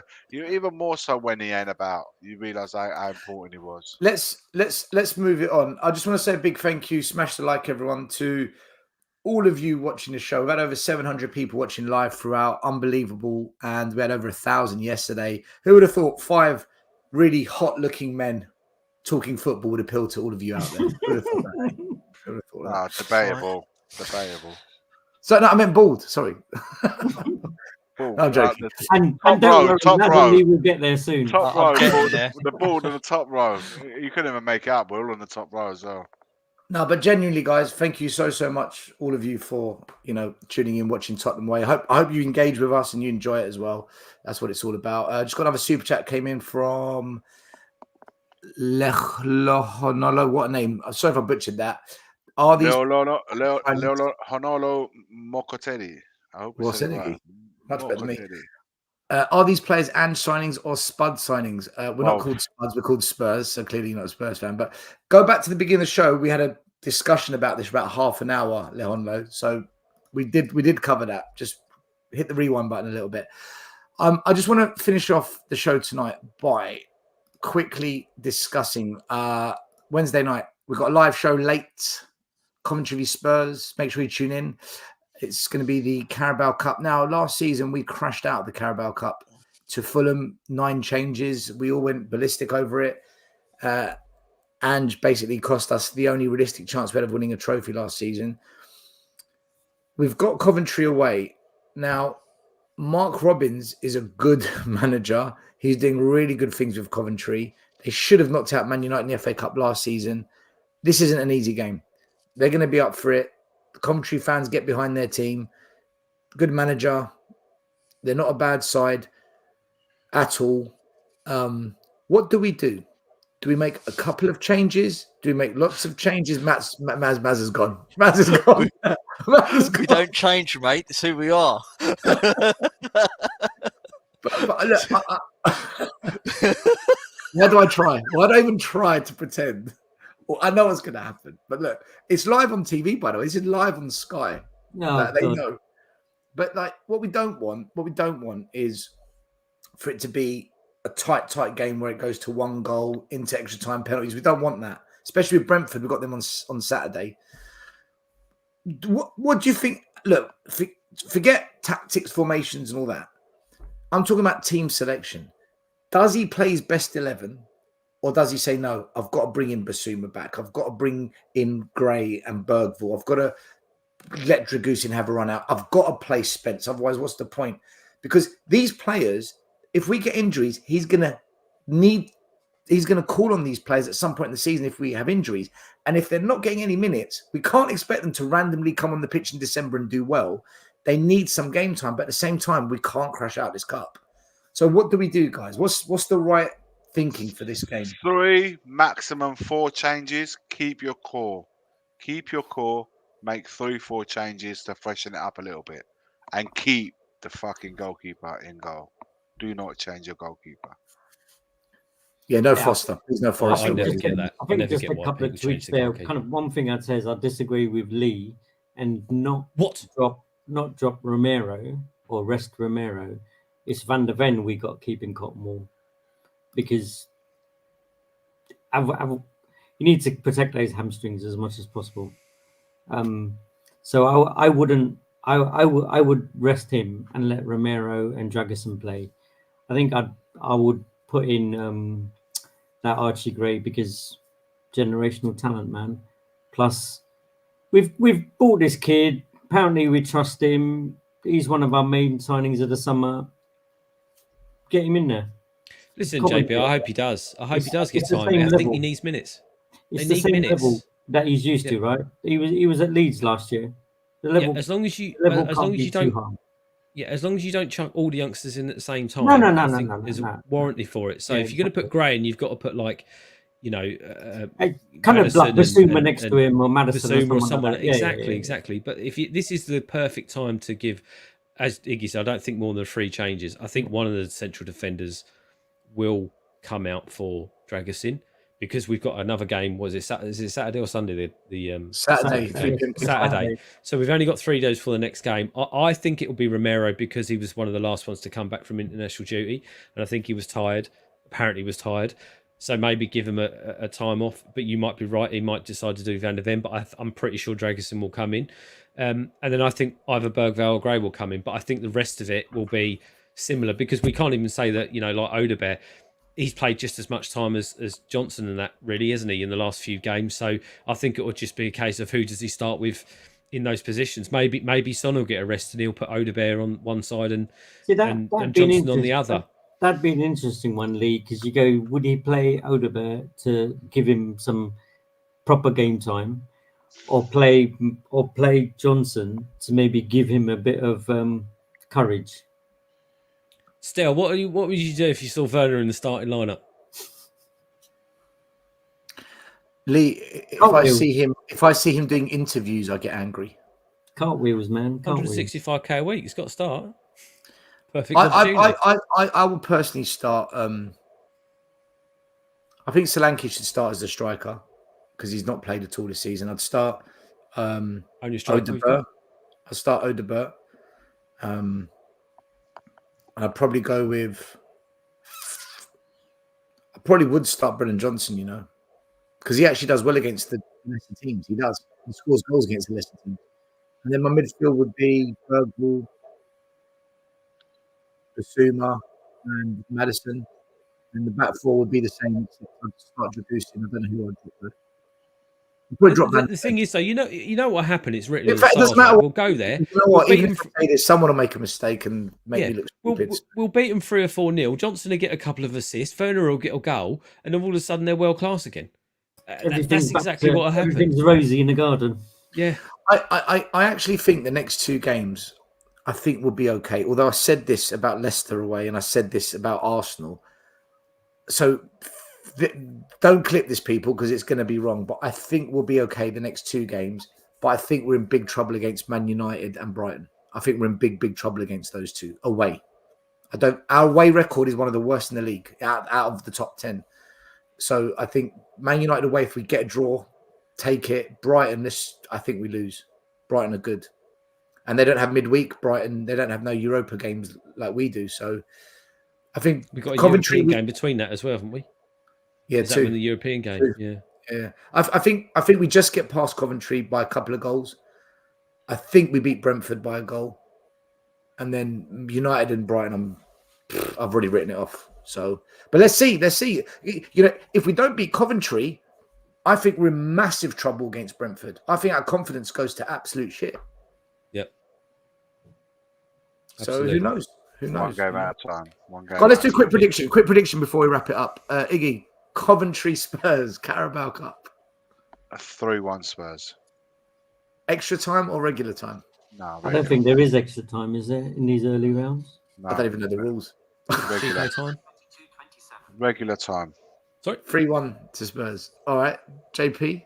In the comments, let us know as well. 4-0. 4-0, convincing thrashing of Coventry. I know Maz is going to give us something to think about. No. I think we'll beat them 3-0. Wow, this is confidence. 3-1, 4-0. It's not that I think that we're Superior. for whatever reason going to do anything different to what we do. I just think that we're good against the lower teams, right? And I just expect us to be just good against Coventry. At Brentford, I'm worried about because I predicted that we were going to get 4 points out of those 8 games, and I predicted that Brentford we would win, but now I'm not so sure. Not so sure. I'm worried about the 3-1, Brentford 4-0. game, man. Kind of like considering the way they played against City, because I saw bits and pieces of that game. Lee, what's your prediction? Hey Siri, what's the Spurs Coventry score going to be on Wednesday night? I don't know. I think we should go and beat them, right? Hey, Lee, hold on. Lee, 1 minute. You ask Siri, Maz, you ask Alexa. Right, one of you ask Alexa, one of you ask Siri. Let's see. I don't have Right, hold Alexa. on. Alexa, My Siri actually turned predict on. the score for the Spurs match on Wednesday night. Siri, what's the score for Spurs on Wednesday night? Yeah, she's talking about a Spurs game in the US. So yeah, don't worry about Alexa. Say She's Tottenham stupid Hotspur. as hell. Say Tottenham Hotspur. No, I'm only talking to her once.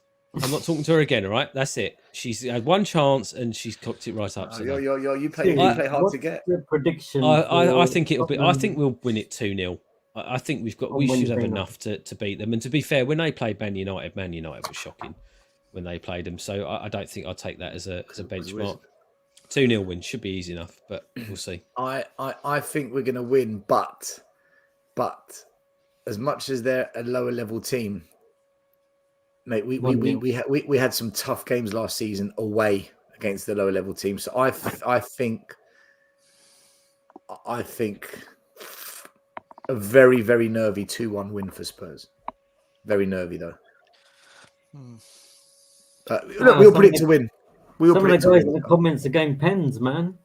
Alexa, is Stell delusional? I'm not quite sure how to help you with that. Oh, I'll help you. Don't worry. No, she don't know how to help you. Sorry. Surprised she even knows who I am. 1-0 Spurs. Everyone knows who you are. Everywhere are popping up. You're on EastEnders. You're on Coronation Street. You're on the Big City. Bloody, you come out everywhere at the moment. I wish. All right. A positive end to a YouTube slag. somewhat interesting show. Guys, listen, thanks for watching tonight. Big yourselves up as always. Like, subscribe, follow the channel. We'll be back on Wednesday night for the late night show, Coventry v Spurs. My God, it's either going to be a nice chilled discussion about our progression to the next round, or it's going to be absolute carnage if we go out. Probably going to have 3,000 people watching live, all Coventry fans bantering us. But Sammy's called it still. We're in a hat trick. That's exactly the kind of thing that will happen, though, isn't it? Or a Johnson hat trick, or Johnson Odegaard. hat trick, yeah. Odegaard arrives. Solanke. He'll get a hat trick, and the next day it will be like Werner signs for Spurs. That's what. Exactly. Werner signs for Spurs. All right, guys, listen, we're out of here. Thanks for watching, as always. Big up, and we'll leave you with JP's new friend from Vauxhall Station. Different outro this week. Enjoy. It's who we are. Home and away every day. Tottenham away. Watch as we play. Off the top of the brain. Yeah. What's that Mauricios called again? What the guy called? We want to get out. Chairman Levy. Chairman Levy. Yeah. I said, Chairman Levy, please, you should leave me. That bar's kind of cheeky. Chairman Levy, gee, you should leave me. Yeah, that bar kind of cheeky. What up? The first game we look for, Robbie. Tottenham away. When we got Tottenham away. Tottenham away.